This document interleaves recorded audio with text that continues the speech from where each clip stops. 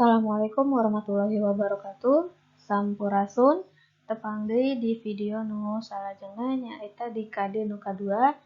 Ayeuna urang ngabahas ngeunaan dadaran atau deskripsi. Sarta acana urang lebet kana materi, urang ngagali heula ngeunaan kompetensi dasar anu bade disampaikan dina materi dadaran ieu. Nu kahiji nyata urang mengidentifikasi isi teks deskripsi tentang kampung adat Sunda dengan memperhatikan struktur teks dan aspek kebahasaan yang benar dan sesuai konteks. Kemudian yang kedua, menyajikan secara deskriptif, baik lisan maupun tulisan, hasil analisis atau pengamatan terhadap kampung adat Sunda dengan memanfaatkan berbagai media. Nah, untuk tujuan pembelajaran di KD Dadaran ini, yaitu setelah kegiatan pembelajaran, peserta didik dapat menunjukkan perilaku beriman, menghargai kekayaan budaya, mandiri, gotong royong, dan berintegritas.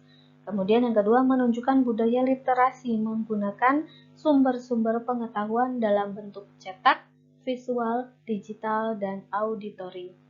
Dan yang terakhir yaitu mengidentifikasi isi teks deskripsi tentang kampung adat Sunda dengan memperhatikan struktur teks dan aspek kebahasaan yang benar dan sesuai konteks. Baik anak-anak, kita masuk ke materinya yaitu tentang dadaran atau deskripsi. Dadaran atau deskripsi nyaeta karangan anu eusina ngadadarkeun atau ngebrehkeun kagiatan panca indera yaitu panempo, panguping, pangrasa, panyabak, jeung pangambe minangka hasil pengalamanana. Maksudnya yaitu karangan yang isinya mendeskripsikan atau menjelaskan kegiatan panca indera kita dari mulai penglihatan, pendengaran, perasa, peraba, dan penciuman kita yang menghasilkan pengalamannya masing-masing. Nah, dalam karangan deskripsi digambarkan objeknya itu sejelas-jelasnya. Jadi gambarkan objeknya itu sejelas-jelasnya.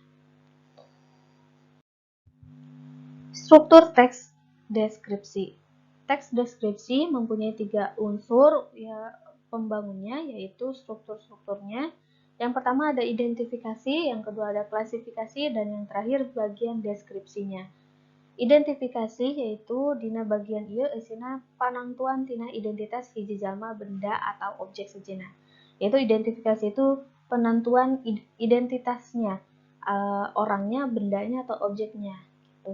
Kemudian di yang kedua ada klasifikasi, yaitu merupakan unsur penyusun yang mempunyai sistem dina hiji kelompok atau dalam satu kelompok berdasarkan kaidah atau standar yang sudah ditentukan dari awal. Kemudian yang terakhir ada bagian deskripsi, yaitu isinya menggambarkan atau pemaparan ngeunaan hiji objek atau topik nu aya dina eta paragraf. Di bagian deskripsinya. Jenis-jenis teks deskripsi.